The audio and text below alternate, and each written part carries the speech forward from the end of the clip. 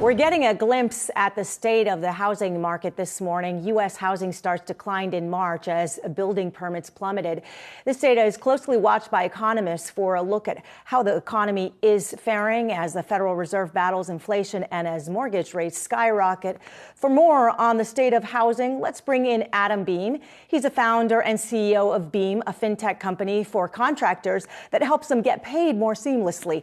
Adam, so you're on the front line. You're seeing the payments that go to the contractors. What are your observations about the overall health of the construction industry right now?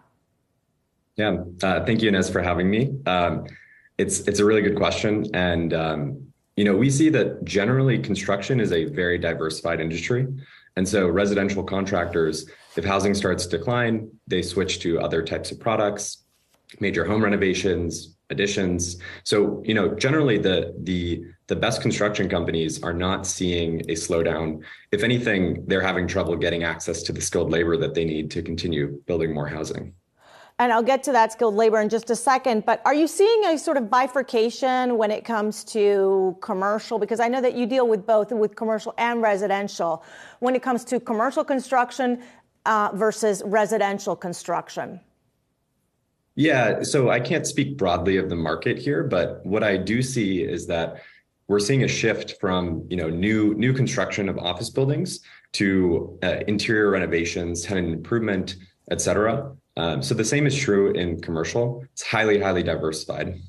Interesting. Are you seeing it because there's now talk about office buildings that are going to be turned, or the idea of turning them into residential? Have you been hearing from the industry players there about plans to turn some of these office buildings into apartments, let's say?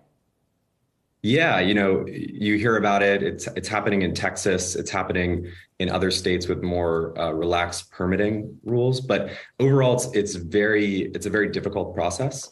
We don't have any contractors today who are doing that, but I'm certainly excited by that idea. And we need more housing.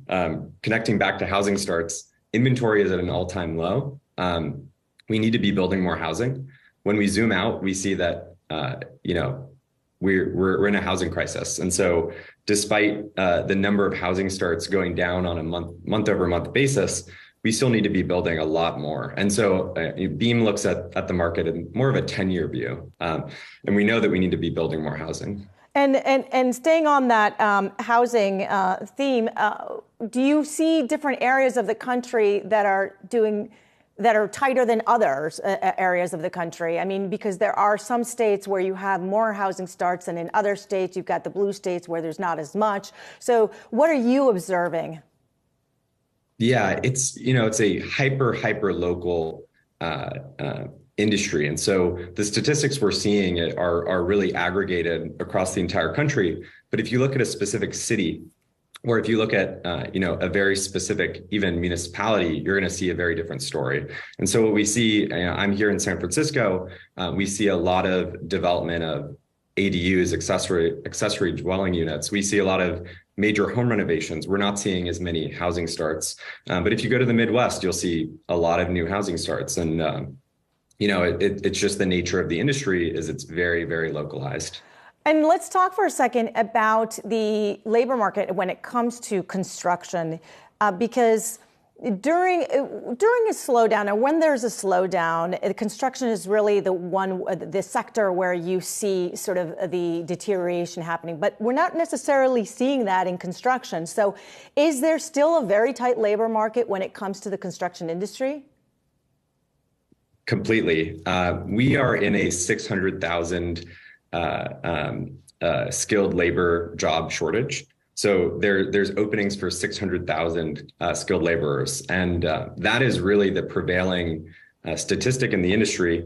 If housing starts to decline by a couple percent, that doesn't change the fact that we are missing skilled laborers. And so really what Beam's thinking about in the long term is how do we get construction businesses to be more efficient, to have access to more capital so that they can hire more workers, train more workers, and build up that skilled labor pool. That's going to drive construction prices down. That's going to make it easier to build more housing. That's going to get us out of this housing crisis that we're in. And how has the recent banking crisis impacted, if at all, the construction industry? I mean, have you heard from construction players about lending standards, about concerns about lending standards? You know, we don't work too much on the lending side of things, and so I don't have much to say there. But what I can say is that a lot of construction businesses and a lot of contractors do work with small regional banks. They saw, I think, most of what happened with Silicon Valley Bank as kind of a one-off. Folks that we work with were not particularly concerned.